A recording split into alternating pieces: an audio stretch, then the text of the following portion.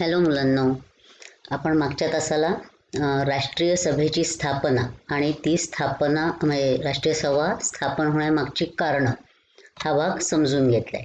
काय होती कारणं आपण थोडक्यात जरा उजळणी करूयात. की लोकांच्या मनात राष्ट्रीयत्वाची भावना निर्माण झाली, राजकीय जागृती झाली. त्याचबरोबर भारताचं आर्थिक शोषण होतंय, म्हणजेच भारताला लुबाडून दरिद्री केलं जातंय याची जाणीव लोकांना होऊ लागली. त्यामुळे असंतोष होता, पारतंत्र्याबद्दल चीड होती, राज्यकारभारात आपल्याला स्थान असलं पाहिजे, आपले हक्क मिळायला पाहिजेत ही जाणीव निर्माण व्हायला लागली होती.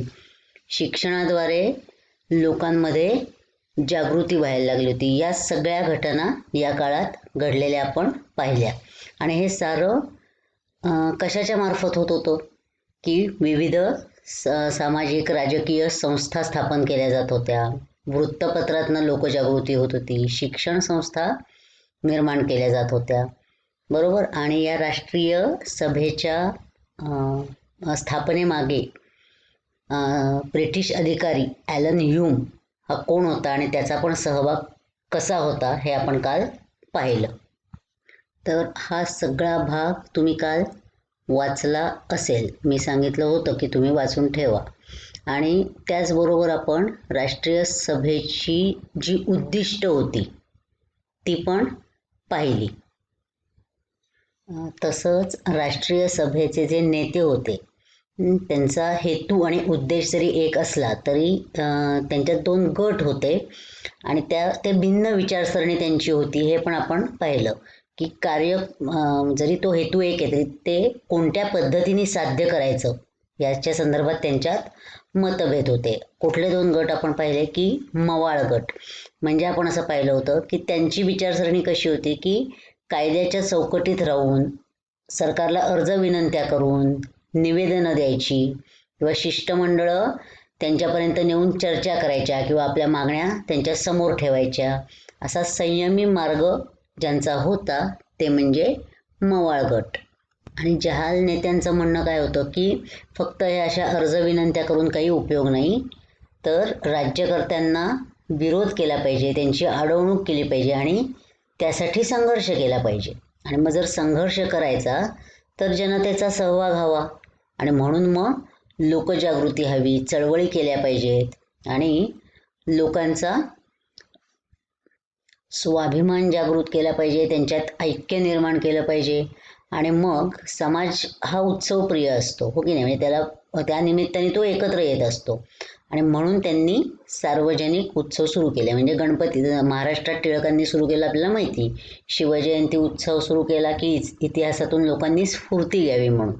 आणि गणपती उत्सव घरोघरी होतच होता पण त्यांनी त्याचं रूप बदललं, तो सार्वजनिक केला आणि त्या निमित्ताने मग व्याख्यानं, मेळे असे कार्यक्रम आयोजित करून त्यातून लोकजागृती घडवण्याचा प्रयत्न केला. तसंच पाश्चात्य शिक्षणाऐवजी स्वभाषेचा, आपल्या इतिहासाचा, आपल्या वारशाचा किंवा संस्कृतीचा योग्य अभिमान बाळगणारी किंवा देशाची प्रगती, स्वातंत्र्य यासाठी प्रयत्न करणारी पिढी घडवायची या हेतूने त्यांनी डेक्कन एज्युकेशन सोसायटी आणि फर्ग्युसन कॉलेज यांची पण स्थापना केली. त्याचप्रमाणे सरकारच्या कारभारावर जर बोलायचं, टीका करायची तर त्यासाठी वृत्तपत्र आपल्या हाती हवीत. त्यामुळे केसरी आणि मराठा ही दोन वृत्तपत्र चालू केली. तर केसरी हे मराठी भाषेत होतं आणि मराठा हे इंग्रजी भाषेत होतं. काल मी तुम्हाला प्लेगच्या साथीची माहिती शोधायला सांगितली होती, ती तुम्ही शोधली असेलच. पण त्याच्या आदल्या वर्षी म्हणजे 1896 मध्ये अतिशय भीषण भयंकर असा दुष्काळ पडला होता. म्हणजे 19व्या शतकातला सर्वात मोठा दुष्काळ तो समजला जातो. जवळजवळ 2 कोटी लोक ही मृत्युमुखी पडलेली आहेत त्या काळात. तर या दुष्काळाच्या निमित्ताने टिळकांनी खेड्यापाड्यातून दौरे काढले, शेतकऱ्यांना एकत्र केलं आणि निषेध किंवा निदर्शनं असे मार्ग अवलंबले. आणि मग लगेचच ही प्लेगची साथ आली. आणि म्हणजे इतके भीषण आजार होता तो की काही तासात माणसं मृत्यू पावत. म्हणजे कुटुंबच्या कुटुंब, अख्खी गावच्या गावं मृत्युमुखी पडायची. तर त्यावेळेचा जो घटनाक्रम आहे तो मी तुम्हाला थोडक्यात सांगते किंवा वाचून दाखवते. तर या साथीत अनेक लोक मरण पावले. त्यावेळेला टिळकांनी पुढाकार घेऊन लोकांना मदत केली, धीर दिला आणि केसरीतनं लेख लिहिले. सरकारने पण प्लेग विरोधी उपाययोजना केली होती आणि हे काम त्यांनी रँड नावाच्या अधिकाऱ्याकडे सोपवलं होतं. म्हणजे तो पुण्याचा कमिशनर होता. तर उंदीर नष्ट करण्यासाठी ब्रिटिश सरकारने, कारण तो पहिले उंदीर मृत्युमुखी पडायचा त्या साथीमध्ये. तुम्ही ती माहिती काल शोधली असेल त्यावेळेला वाचली असेल. तर पुण्यात फवारणी मोहीम सुरू केली आणि त्यांचे लष्कराची मदत घेतली. आणि मग लष्कर आरोग्य विभागाच्या मदतीला आलं. घरात घुसून जबरदस्तीने फवारणी करायला लावायचे आणि मग साथीचा फैलाव झाल्याचं कारण सांगून लोकांचं सामान, कपडे लत्ते सर्रास जाळून टाकायचे. मग त्यामुळे पुण्यात असंतोष निर्माण झाला की रँड मुद्दामच आमची घरं जाळतायत असं लोकांना वाटायला लागलं. थोडक्यात या साथीच्या नावाखाली ब्रिटिश सरकार किंवा ब्रिटिश सैनिक अतिरेक करतायत असं पुण्यातल्या नागरिकांना वाटायला लागलं आणि टिळकांनी पण वर्तमानपत्रातून ही भूमिका उचलून धरली. त्यांनी काय लिहिलंय बघा अग्रलेखातून की रँड साहेबांच्या फवारणीचा मोर्चा आता आमच्या घरात, घरात म्हणजे स्वयंपाकघरापर्यंत किंवा आतल्या खोलीपर्यंत पोहोचला आहे. रँड साहेबांचे लाडके सोल्जर पायातल्या बुटांसकट फवारणीचे साहित्य घेऊन आमच्या घरात घुसतात. घरातलं सामान रस्त्यावर फेकून देतात, जाळून टाकतात. हे कमी की काय म्हणून आमच्या देवघरात घुसून आमच्या देवांवरही फवारणी करण्यापर्यंत यांची मजल गेली आहे. तर या अग्रलेखाचं शीर्षक होतं सरकारचे डोके ठिकाणावर आहे काय. तर या अत्याचाराचा बदला म्हणून चाफेकर बंधू म्हणजे त्यांची नावं होती दामोदर, बाळकृष्ण आणि वासुदेव. ते चिंचवडचे राहणारे होते. तर तो बदला म्हणून त्यांनी त्या रँडचा खून केला. पण त्यामुळे संतप्त झालेल्या सरकारने आणखीनच जुलूम करायला सुरुवात केली, निरपराध लोकांचा छळ करायला सुरुवात केली आणि अखेरीस चाफेकर बंधूंवर खुनाचा आरोप सिद्ध झाला आणि त्या तिघांना फाशी दिलं.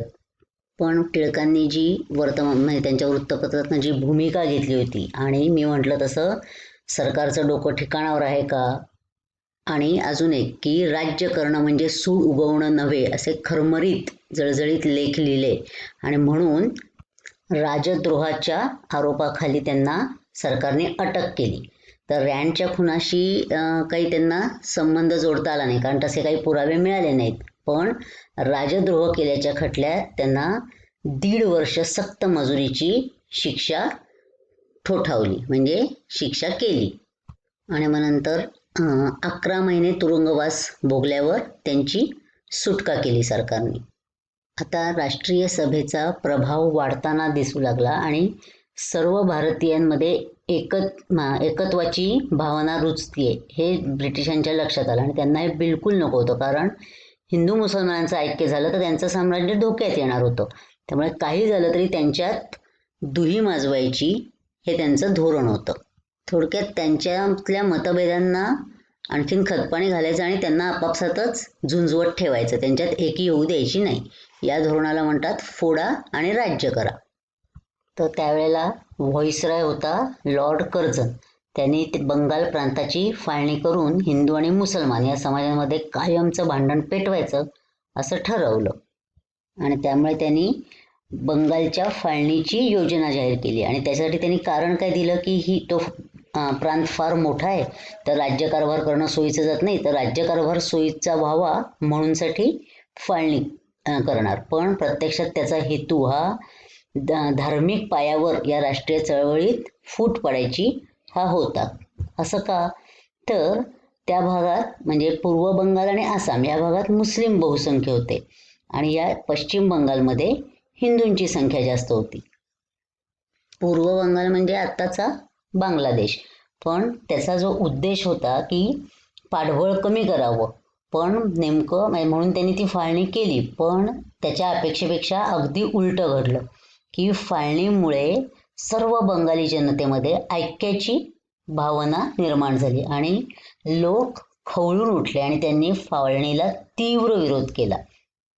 आणि हे फक्त बंगालपुरतं न राहता उलट बंगालची फाळणी हा फक्त बंगालवर अन्याय नसून भारतावरचा अन्याय आहे, अशी भावना भारतातल्या पूर्ण जनतेत निर्माण झाली. आणि अशी भावना निर्माण करण्यामागे लाला लजपतराय, बाळ गंगाधर टिळक आणि बिपिनचंद्र पाल, आपण हे जे नेते काल पाहिले होते, त्यांनी ही जाणीव जनतेत आणखीनच रुजवली, निर्माण केली.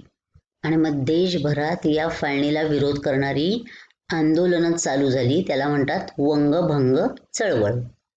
आणि भारतभर मग याचा निषेध करण्यासाठी सभा भरवल्या गेल्या, मोर्चे निघाले. आणि मग 1905 साली बनारसला अधिवेशन भरलं होतं. तर बंगालच्या फाळणी विरुद्ध जो हा उठाव झाला की नाही देशव्यापी, सर्व देशभर, तर त्यावेळेला उत्स्फूर्तपणे प्रतिनिधींनी हे वंदे मातरम हे गीत म्हटलं. आणि मग नंतरच्या काळात स्वातंत्र्य लढ्याचा वंदे मातरम हा मंत्रच झाला. ॲक्च्युली हे गाणं आनंद मठ या कादंबरीमधलं आहे आणि ती कादंबरी लिहिली आहे बंकिमचंद्र चट्टोपाध्याय यांनी. आणि मग इंग्रज विरोधी लढ्यासाठी लोकांना तयार करण्यासाठी, चळवळीत सामील करून घेण्यासाठी स्वदेशी, बहिष्कार, राष्ट्रीय शिक्षण आणि स्वराज्य असा चतुसूत्री म्हणजे 4 सूत्र असणारा कार्यक्रम राष्ट्रीय सभेने लोकांना दिला. दादाभाई नौरोजी, त्यांना भारतीय स्वातंत्र्य चळवळीचं पितामह असं म्हटलं जातं. तर त्यांनी 1906 साली ते कलकत्ता इथे भरलेल्या अधिवेशनाचे अध्यक्ष होते. तर त्यांनी त्या व्यासपीठावरून स्वराज्य हा शब्द प्रथम उच्चारला आणि लोकांना स्वराज्य मिळवण्याचं आवाहन केलं. भारतात भारतीयांचं राज्य असावं अशी ती मागणी होती. स्वदेशी या कार्यक्रमातून त्यांना लोकांमध्ये स्वावलंबनाची भावना आणि आत्मविश्वास जागृत करायचा होता. म्हणजे कापडाच्या गिरण्या, साबण, आगपेट्यांचे कारखाने हे सारं आपण सुरू करायचं आणि त्यासाठी भांडवल गोळा करण्यात आलं. आणि बहिष्कार म्हणजे सगळ्या बाहेरच्या परदेशी मालावर बहिष्कार टाकायचा. मग याची सुरुवात म्हणून परदेशी कापडाची होळी केली गेली आणि या कार्यक्रमाला लोकांचा अतिशय प्रतिसाद मिळाला. म्हणजे आपण पाहिले कच्चा माल इकडून जाऊन मँचेस्टरला तयार झालेला पक्का माल म्हणजे कापड हे इथे विकलं जायचं. तर ते कापड म्हणजे जणू या ब्रिटिश सत्तेचं प्रतीक मानलं गेलं. आणि मग ते कापड ठिकठिकाणी त्या कापडाची होळी करण्यात आली म्हणजे जाळण्यात आलं. थोडक्यात स्वदेशी म्हणजे आपली सत्ता, स्वराज्य म्हणजे आपली सत्ता, स्वदेशी म्हणजे आजच्या काळात जो आपण शब्द ऐकतो आत्मनिर्भर, स्वावलंबी आणि स्वयंपूर्ण होणं, त्यासाठी आपणच कारखाने काढणं, आपणच माल तयार करणं. बहिष्कार म्हणजे कुठलाही परदेशी गोष्टी वापरण्याला नकार. आणि राष्ट्रीय शिक्षण हा जो कार्यक्रम होता त्या कार्यक्रमानुसार भारतीयत्वाचं आणि राष्ट्रनिष्ठेचं शिक्षण देणाऱ्या, त्याचे संस्कार करणाऱ्या शाळा गावोगावी काढण्याचे प्रयत्न सुरू झाले किंवा असं शिक्षण देणारी महाविद्यालयं सुरू केली गेली. थोडक्यात कर्जनचा जो हेतू होता फूट पाडण्याचा तो फसला आणि उलट भारतीयांमध्ये एकजूट, ऐक्याची भावना आणखीन प्रखर झाली किंवा पक्की झाली आणि स्वातंत्र्य चळवळीला लोकांचा अधिक पाठिंबा मिळायला लागला आणि उलट तिला आणखीनच वेग आला. आणि उलट अखेरीस ब्रिटिश सरकारला 1911 साली ही जी बंगालची फाळणी त्यांनी केली होती ती रद्द करावी लागली. तर आपण आत्ता इथे थांबूयात.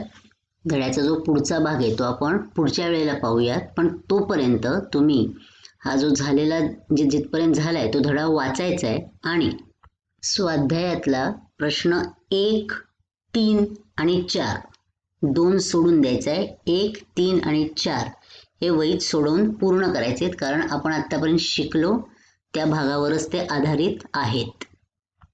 आधीचे ऑडिओ, हा व्हिडिओ आणि पुस्तक यांच्या मदतीने हा सांगितलेला स्वाध्याय पूर्ण करा. उरलेला भाग आपण पुढच्या वेळेला पाहूयात.